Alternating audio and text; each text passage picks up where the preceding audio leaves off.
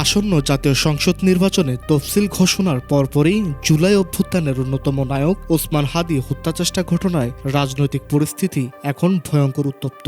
দেশের রাজনৈতিক সংশ্লিষ্ট ব্যক্তিবর্গ সহ দেশের সাধারণ মানুষ দেশের ভবিষ্যৎ পরিস্থিতি নিয়ে যথেষ্ট চিন্তিত।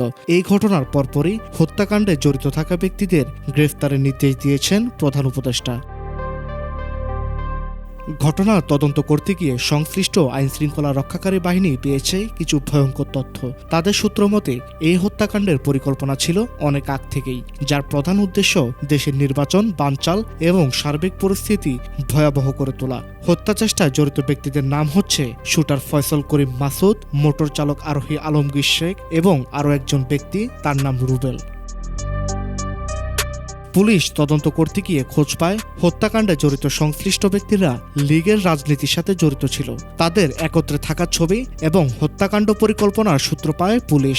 তারা জানতে পারে ফয়সালের সঙ্গে স্থানীয় আওয়ামী লীগ নেতাদের ঘনিষ্ঠ সম্পর্ক ছিল। তারা ধারণা করছে শুটার ও তাদের সহযোগীরা ময়মনসিংহের হালুয়াঘাট সীমান্ত দিয়ে ভারতে পালিয়ে গেছেন।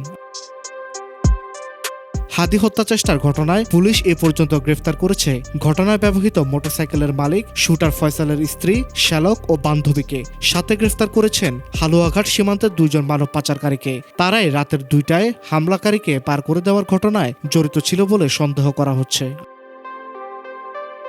মোটরসাইকেলের মালিককে গ্রেফতারের পর তিনি একবার একরকম তথ্য দিচ্ছেন বলে জানান সংশ্লিষ্ট তদন্তকারী কর্মকর্তারা। সব মিলিয়ে পুলিশ চেষ্টা করছেন রহস্য উন্মোচনে। গণমাধ্যমে ঘটনাগুলো আসার পর রাজনৈতিক বিশেষজ্ঞরা বলছেন হাদী হত্যাচেষ্টার ঘটনায় পতিত ফ্যাসিস্ট শক্তি এবং পার্শ্ববর্তী দেশে যোগসূত্র থাকার সমূহ সম্ভাবনা রয়েছে। তাদের মতে হাদীকে হত্যার চেষ্টা দীর্ঘদিন ধরেই ছিল, কিন্তু বাংলাদেশ সরকারের উদাসীনতার ফলে তা বাস্তবায়নে সফল হলো আততায়ীরা, যা ভবিষ্যতের বাংলাদেশের নিরাপত্তার জন্য একটি অশনি সংকেত বলে মনে করছেন সংশ্লিষ্টরা।